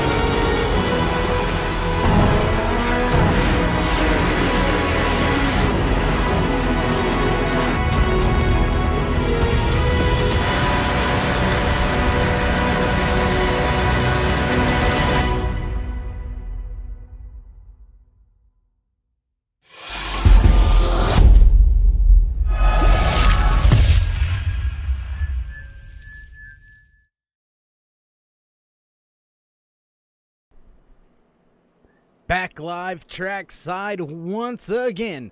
K.D. Osmond, as we said before we went to our commercial break, staying out on the track under this latest caution. The 33 of Brian Mescal Jr. also employing that strategy. Ray Radford electing for track position over fresh tires. He'll line up inside row second lane. Tyler Hilton, he's going to have to He's going to have to get the job done. He's going to have to be on it for this restart here, Cody. Yeah, he is, and he's going to have some fresh tires to do that with. But I'm telling you what, I like the move by the top two. They do have older tires, but here's the thing. A good restart could pay off, and dirty air has just been simply a pain in these drivers' necks through the first half of this race. I feel like if the top two can maybe get nose to tail or not battle it out too much, they could be in good shape if they can just simply put the rest of the field in dirty air. Man, I don't even know what to say. It looks like the drivers that get that clean air up front are able to mostly walk away, but we have seen Tyler Hilton. He drove down the leader past them, coming from dirty air. So it's I don't know. I think it's all in the way you use and don't abuse that right front. Yeah, and Dave, we are getting ready to go into crunch time. We're about ready to be in the final quarter of this 100-lap event. Not a long event here at Atlanta Motor Speedway at all. 77 laps in the books of the 100 at Osmond, Mescal, Jr., Radford, and Hilton, your top four. We get ready to go back green. A pace car dives in off of turn 4. Oh, yes, there it goes. We're back and getting ready to take off. Drivers hit the gas and away we go. Radford not getting a good start on that inside lane. That 47 falling. 3 cars now make it 4 cars go around him. Radford's going to drop to the 5th spot. Brian Mescal Jr. good start, but not a good enough to keep Hilton behind him as Berg surges on the inside. Chris Berg makes a huge move. He goes 3 wide to take the 2nd spot under Mescal Jr. and Tyler Hilton. Hilton's going to try to follow in his tire tracks. Here comes Chris Mefford. Mefford's on the back bumper of Brian Mescal Jr., and we talked about tires, Dave. Here comes 4 fresh tires for Chris Berg. He's on the prowl of our leader, Katie Osmond. Yeah, and those fresh tires definitely showing their benefits right there on that restart. Brian Mescal Jr., Ray Radford falling backwards fairly rapidly. Brian Mescal Jr. losing 2 positions from the start. Ray Radford losing about 4. 2, 3, 4. Who knows? 2 and 3 wide behind your top 4. Yeah, Rick Reinert and Chris Mefford just had a sandwich with Ray Radford. They split him in 3 and 4, and the top 4 now start to pull away as we now have 20 laps to go here from Atlanta. 20 laps remaining, and keeping an eye on this 47 of Ray Radford. He is dropping like a rock. 3rd on the restart now, all the way back to the 10th spot, and more drivers closing in. Brian Littleton, Chuck Mobley, Steve Baker, Lance Yancey, Adam Novak, all those drivers slowly closing in on that 47 of Radford as he continues to fall through the field. And it is Chris Berg to the point. Put the 67 car out front, and he's bringing Tyler Hilton with him. A power move from Chris Berg to get around Katie Osmond, and a new leader. And here comes Tyler Hilton. He wants 2nd place. And I wish we could get a little bit of the radio comms on that 88 of Osmond, because he has got to be heated with the crew chief and the strategist right here, right now. Leaving him out there on the old tires. There you see him not able to fend off Chris Berg or Tyler Hilton. Both of those drivers, fresh tires, making their way around Osmond. Now a 3-car gap from Hilton back to Osmond. It's a 2-car battle at the front for the race lead between Berg and Hilton. Yeah, and Hilton made up a lot of ground, Dave, going into turn 3. He's within a car length of that 67, and a caution flag's out. Caution flag is out, and it looks like Damon Cox may have been caught up in this one. And it looks like Damon Cox as well as Thomas Light may have been involved in this one. We'll try to find it here for you, waiting for the thumbs up from the guys. Looking. They're still searching for it out there. Looks like they've got one of them queued up. Thomas Light, there you see him right there. We'll take a look on the replay. 2 almost 3 wide with Ray Radford, and just nowhere to go into the left rear quarter of that 57 machine, and around goes Damon Cox. Heavy impact to that inside retaining wall. We'll take another look. Ooh, that is a tough tough one. One more look at it from this angle as drivers slow up to not be involved in that latest one. So, with all that being said, we'll rejoin the front of the field live once again as your race leader, Chris Berg, lines up behind the pace car. Multiple drivers hitting pit road. No surprise, Katie Osmond, Brian Mescal Jr., both of those drivers onto pit road. Steve Baker onto pit road. More than likely getting back the hammer I borrowed from him to beat and bang on his machine just a little bit more. So your top 10 all staying out on track. Dave, I don't know if we give away a slick move of the race award, but you've seen that replay of Damon Cox and Thomas Light get together. I don't know if you caught the tail end of that. I was sitting here rewinding, looking at it on our other monitor we got up here in the booth, but Travis Pryor split Thomas Light and Damon Cox wide open on the back straightaway, went simply between them as soon as the cars broke apart. So I've got something we need to get here with the network guys, see if we can't get a slick move of the race, because that right there was absolutely awesome. And I mean, you tend to see things like that happen throughout the course of the season. There's moments when they're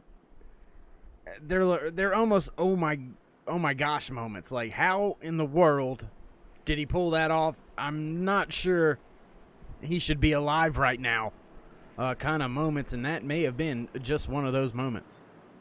Yeah, I'm telling you, you would have thought he would have kind of pulled back on the reins a little bit, but I've always heard drive through. I believe that's some of the famous words in a really famous racing movie. You just simply drive through.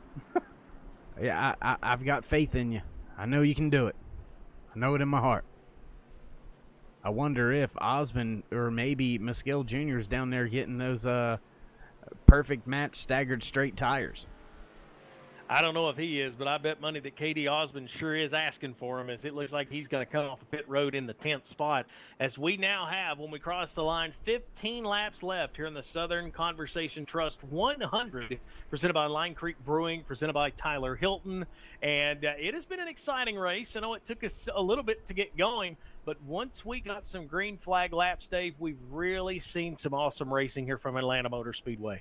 Yes, we have, and we can have a conversation about the Southern Conservation Trust 100 if you would like, but I mean, any conversation we have is going to be a pretty good one, especially if it alludes to the racing going on out there on this very tough track here at Atlanta Motor Speedway. Cody, we find ourselves under caution once again. I believe the pace car light's going to be on for one more lap, so we'll step away for a brief commercial break, wet the whistle one more time, and get ready to go all the way to the checkered flag. So don't go anywhere, ladies and gentlemen. We will be right back.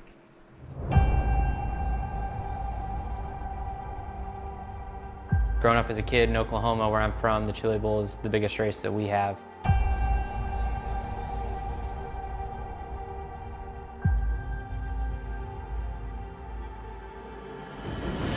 The Chili Bowl has kind of been my favorite race of the year.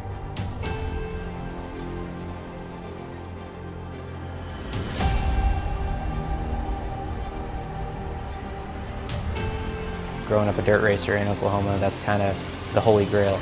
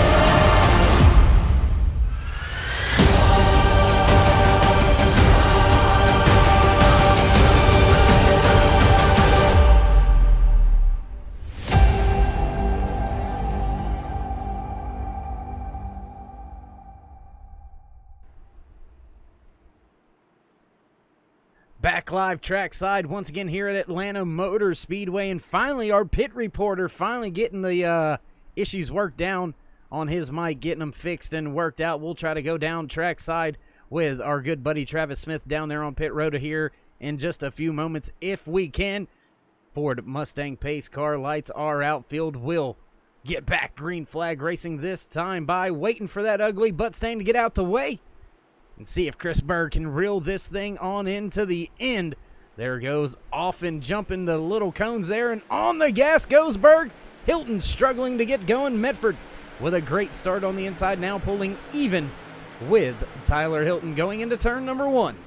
Yeah, Chris Berg's got a huge advantage. Side by sides, Tyler Hilton to the inside, Chris Medford. Medford has the preferred line. He's going to pull out by half a car length. No, here comes Tyler Hilton with the momentum, and he's bringing Doug Wasaki with him on the outside.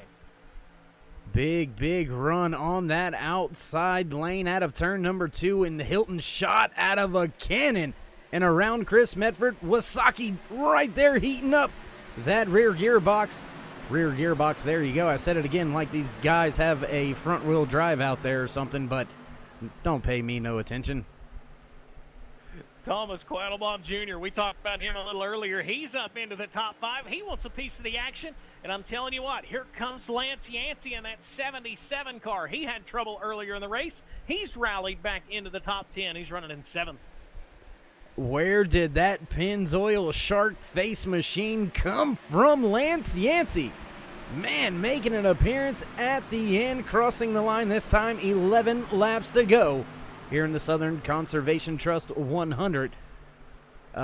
Man, there is battles going on all over the track. Lance Yancey now taking a spot away. Down the back straightaway, big wreck. Big wreck, but no caution now. Looks like caution flag still not being flown. Brian Mescal Jr. with big-time trouble on the backstretch. Race officials keeping the track green flag as we work our way to the closing laps of today's race. Brian Mescal Jr. with some trouble off of the racing surface. Officials elect to keep us green flag racing as Chris Berg heads back into turn number 3. Yeah, Dave, and while all that was going on out of turn number 2, it looked like Tyler Hilton pushed up and collapsed the outside wall. I don't know if he hurt the front of that race car or not, but he lost a lot of momentum, and right now he looks like he is just simply in the way of Chris Medford in that 3rd spot. Yeah, it looks almost a little bit like a rolling roadblock, if you will. Driver doing the speed limit on the interstate, just holding everybody up, trying to get to work in the morning. That's what I'm seeing right here out of Hilton on Medford. But just behind them, Douglas Wasaki, he was right there on the bumper of Medford, but has since fallen back just a little bit. Thomas Quattlebaum Jr. and Lance Yancey right there, ready to pounce as we've got 8 laps remaining. Yeah, Chris Berg showing the way, and the power of that number 67 car right now is showing. That Make-A-Wish car is in the wind and rolling right now at Atlanta Motor Speedway. Tyler Hilton finds himself a few spots back. Now he gives up that 2nd spot. Chris Medford has the William Medford machine, the number 84 car, in the runner-up spot. But, Dave, we've only got 7 laps to go. Does he have enough time? And it's going to be a big test to see if he can go up there and erase just over a 1-second gap all the way up to Chris Berg. That 67 has set sail, and just behind these drivers, look at that 2-3 car battle now between Douglas Wasaki, Lance Yancey, and Dale Osmond. Osmond not having a great restart, does have the fresh tires, but not having the greatest restart. Trying to use that outside lane as they're 3 wide. Almost contact. Yeah, Douglas Wasaki just turned left in front of Lance Yancey. Yancey had to let off the gas a little bit. Now that we get nose to tail. Katie Osmond, he is moving back up to the field. He's up to 5th after that last round of pit stops. And he is one of the faster drivers out there on the track. That time by just 200 slower than your race leader, but he was 3 wide for just a brief moment. Now trying to work his way by the 93 of Thomas Quattlebaum Jr. looking to his outside.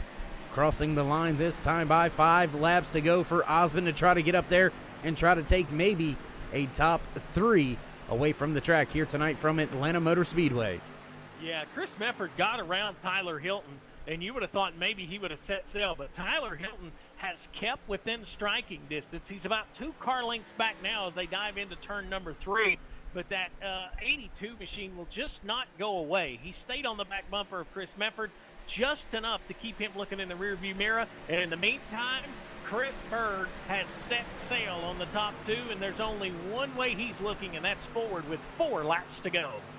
4 laps to go, 1.4 second race lead for Chris Berg. Now back through the field just a little bit. Chuck Mobley running in 7th. Douglas Wasaki, Steve Baker, Brian Littleton. Oh, contact between drivers. And around goes Wasaki. Caution flies late here at Atlanta Motor Speedway, and that's going to set us up for our one and only attempt at a green-white checker, trying to see if the guys give me the thumbs up. Looks like they've got it. So we'll take a look at this with our turn 3 replay. Getting to it a little bit after the fact. Just a little bit of a squeeze play looks like right there. The 55 of Steve Baker caught up in yet another incident late here in the race. And Doug Wasaki, heavy damage on his machine as well. He gets it righted and headed back towards pit road. Look for all of these drivers, or some of these drivers at least, to head down towards Travis here down there on pit road. We'll see if anybody heads down there this time by. Looks like, oh my, big okey doke move, and we've got 2 drivers heading your way. Yeah, guys, this come down off the pit box down here. The 33 car, one of the cars that pitted last time down there, come out second with the cars that pitted. Had a bad vibration. That's what that was down the back straightaway. Put him in the fence. Let's talk to the crew chief here. All right, so a little bit of insight on that. Big vibration out of that 33's left front tire brings him to a unfortunate end of his night. But, Cody, what do you think about this call here? 2nd and 3rd came to pit road. Your top 12 now going to be staying out on track. So Tyler Hilton will be the first car with fresh tires, but he is mired back in traffic. Or actually, I do apologize. Chris Mefford going to be the first driver on fresh tires, lining up in the 13th position. So, what do you think about that move to come to pit road? Dave, I don't really understand that call. I would understand maybe if we weren't going into overtime, but overtime's going to guarantee a green-white checkered, and that's it. If we would have had 4 or 5 laps to go, I would have understood it. But right now, earlier, Katie Osmond was telling his crew chief, you know what, you're fired. I don't want you on my box ever again. But right now, he's buying him supper because he is going to start outside of the front row as we get ready to go back green with a green-white checker to finish this race. Chris Berg may have his strongest challenger so far in this race to his outside, and we know how Katie Osmond is in crunch time in these RFC NEXTGEN Light Electric Company ARCA Series races. Yeah, and I do want to take a brief moment to mention the driver sitting in the 6th position just behind Chuck Mobley, driver of that 80 machine, Brian Littleton, teammate of Brian Maskill Jr. out there. Haven't really spoke much about Littleton. He is returning to the Sunday night series here, the RFC NEXTGEN Light Electric Company ARCA Menards K&N Series. A long time for that driver away from the track on Sunday nights. He comes back, has slowly and methodically just made his way up in the points, and here we see him repeating that fashion, working his way just outside of the top 5, and he's got a chance. If something happens in front of him, he's got a chance to steal a win away here late in the race.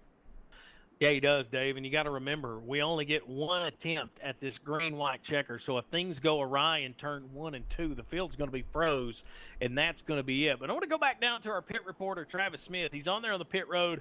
Travis, these drivers that were in the top 5 that decided to pit, did you hear anything on the radio maybe indicating what they had in mind for this green-white checker? It looks like they're going to be back in 13th and 14th when we go back green. Yeah, I just talked to the crew chief on. They was expecting a lot more cars to come down right there. Had a word right quick with one of the crew chiefs. They said that they thought that maybe 2 or 3 of their teammates was coming to get them, but the 67 didn't come down. I don't think he has any more tires left. And if y'all remember, the 88 is going to start alongside of him with a couple lap fresher tires. So be something to watch for on this restart.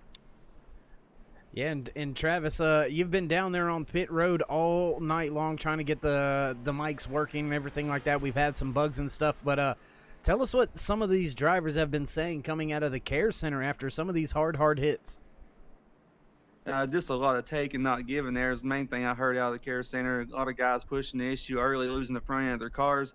They have numerous drivers come out here said the track is a lot different than it was in practice. It's a lot slicker than it was in practice, and just the car's just not sticking like they was and giving them the feeling they had in practice. A lot of sliding around going on out there.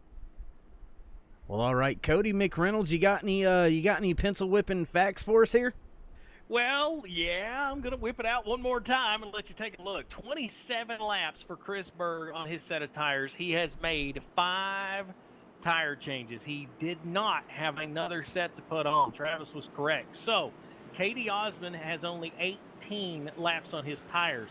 So, if you take a look at the advantage in the top 2, 10 laps around Atlanta Motor Speedway, 10 lap fresher tires for Katie Osmond. I really think that 88 Sundrop, if he can get a good restart, he's going to make Chris Berg earn this one, because fresher tires at Atlanta usually leads to a victory lane trip. We're going to find out. Yeah, gonna find out this time by as the pace car lights are out, and somebody I've got my eye on as well as that 80 is the 77 of Lance Yancey. He comes from more of a dirt track background and mentality, so look for him maybe to use a little bit of that sheet metal if he's gotta, in order to put himself where he needs to. Do keep in mind what happened today at Kentucky when the big boys were on the track, 4 wide, 2 1 to go, and some beating and banging, and that's what determined the race leader. Will we see some deja vu here out of the RFC NEXTGEN ARCA Menards K&N Series drivers? We'll wait to find out as the pace car getting ready to duck off this time by. Chris Berg, Katie Osmond side by side. Berg's on the loud pedal. He will have a big advantage.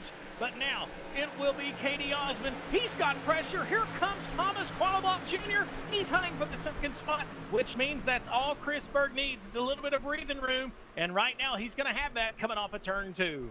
Breathing room for Berg as he caught the field sleeping, nailed the loud pedal, and gave himself more than a half a second gap over his closest competitor, K.D. Osmond. But Osmond closing through 3 and 4, coming to get the white flag this time by 1 lap to go at Atlanta Motor Speedway.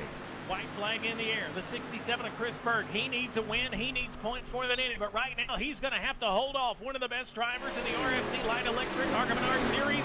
That is Katie Osmond. Down the back straightaway for the last time. It's Katie Osmond prowling Chris Berg coming to the checkered flag. Coming through turn 3 right now. Berg on the bottom. Osmond up top. Not going to be able to get their momentum. Going to bring the 67 across the line first, as your race winner, Chris Berg, holds on to get to victory lane. Osmond with a valiant effort, going to finish in the 2nd position. And Thomas Quattlebaum Jr. going to round out your top 3. Whew, what a finish. Man, I tell you what, that was pretty awesome. Yes, it was, Dave, and I felt like the restart, Chris Berg, was absolutely perfect. He got the field sleeping. He took advantage of it. And, Dave, I say this, Thomas Quattlebaum Jr. put enough pressure on Katie Osmond to let Berg get away. And, you know, all that pencil and all that talk about 10-lap under tires means absolutely nothing now, because for the 4th time in his career, Chris Berg is a winner in the RFC NEXTGEN Light Electric Company K&N ARCA Menards Series. And as we let him enjoy his race win and celebrate, burn down the tires a little bit there on the track, we're going to step away for a brief commercial break. Come back with all your post-race interviews here on Turn 3 Racing Network.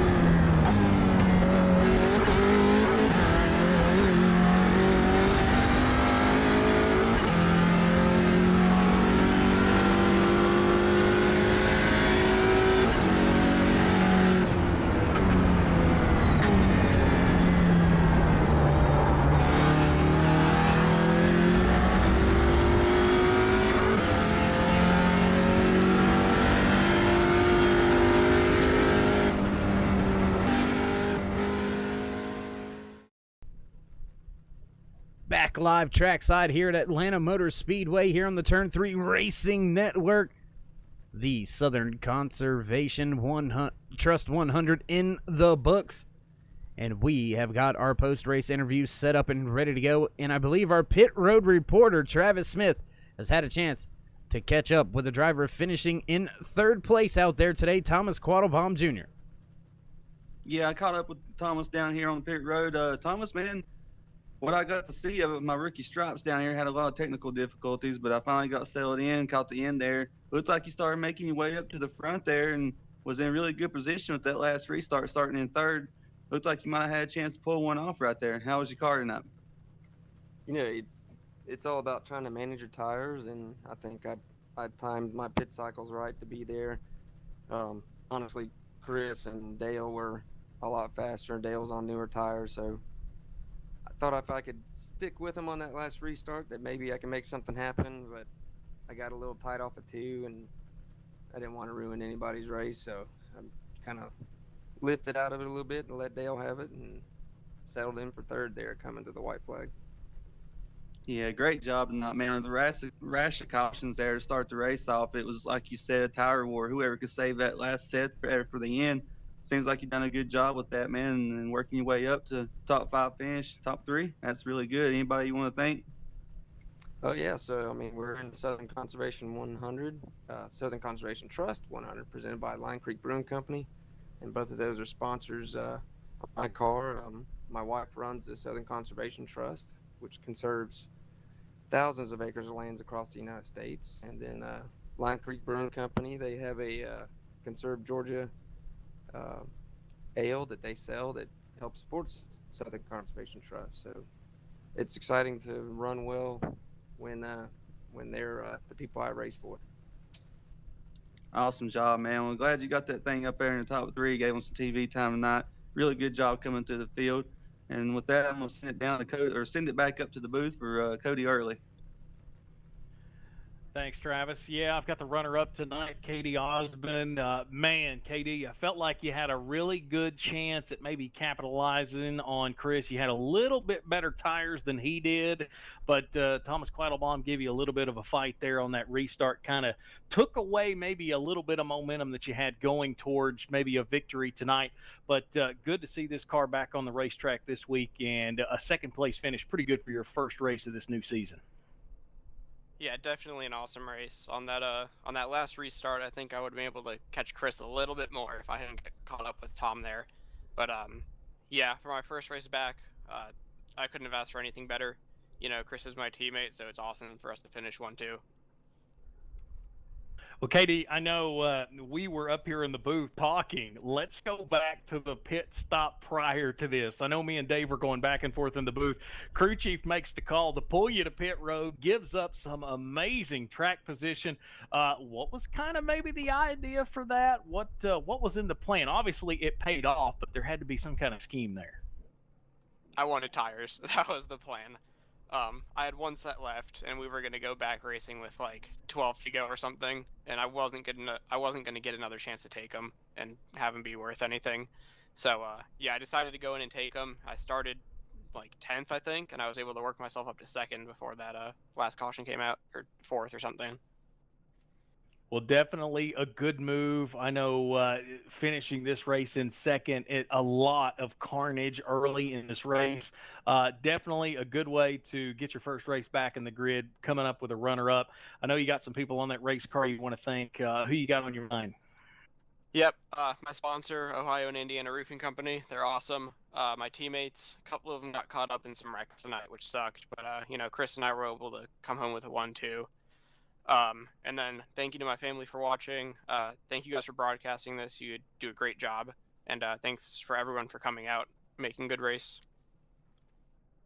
Katie, glad to chat with you, man. Congratulations on the runner-up finish. Good way to get your new season started. Look forward to seeing what goes on next week at Laguna Seca for you. All right, Dave, looks like we are going to send it to you. Dave is in victory lane with the driver for the 4th time in his career is picking up a win in the RFC NEXTGEN Light Electric Company ARCA Menard Series, Mr. Chris Bird. That's right, Cody. Finally catching up with the race winner, letting the smoke settle around that 67 machine. Chris Berg, heck of a job, man, walking away with the race win out there today. Tell us what it took to get the job done. It took a lot of luck, and then just staying in position and, not using up your tires. I think that pit stop with, 25 or 30 to go came in, and I think I took my last set, or did I have one more?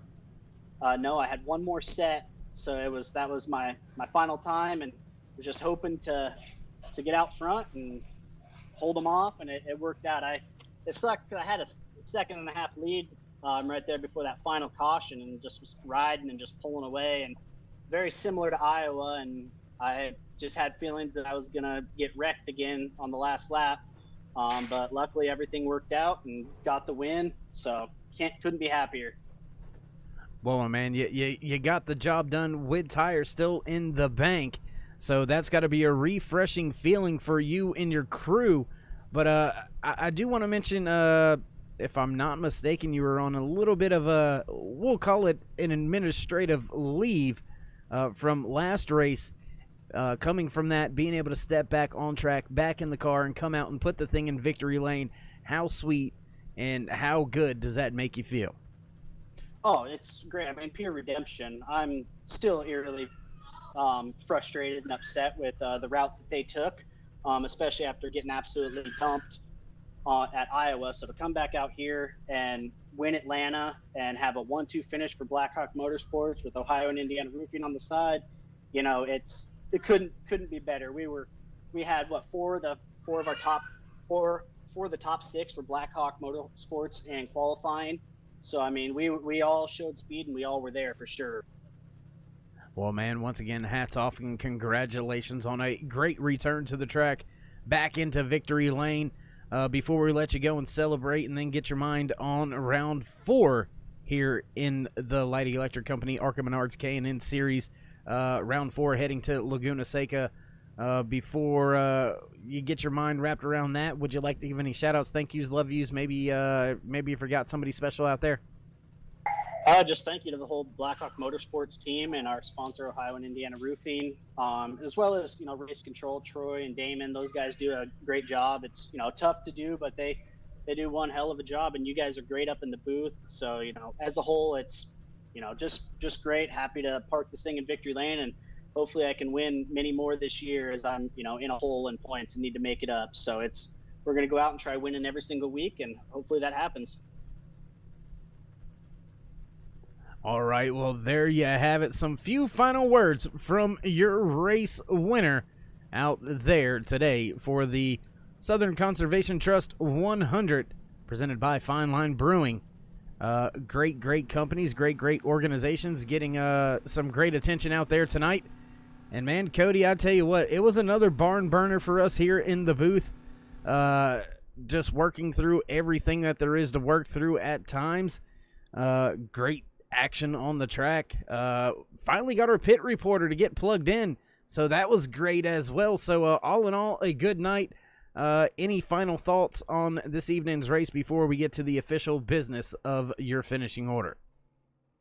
Dave, we've had 3 races so far: Iowa, Richmond, Atlanta. You think Iowa and Richmond would be the 2 tracks you see the most, say for instance, maybe beating and banging. Well, tonight Atlanta showed why it's one of the best tracks there is to watch a race at. We got to see it tonight. There was a lot of beating, a lot of banging, but there was a lot of good racing all the way through the field, and I think we got to see that off and on throughout the race.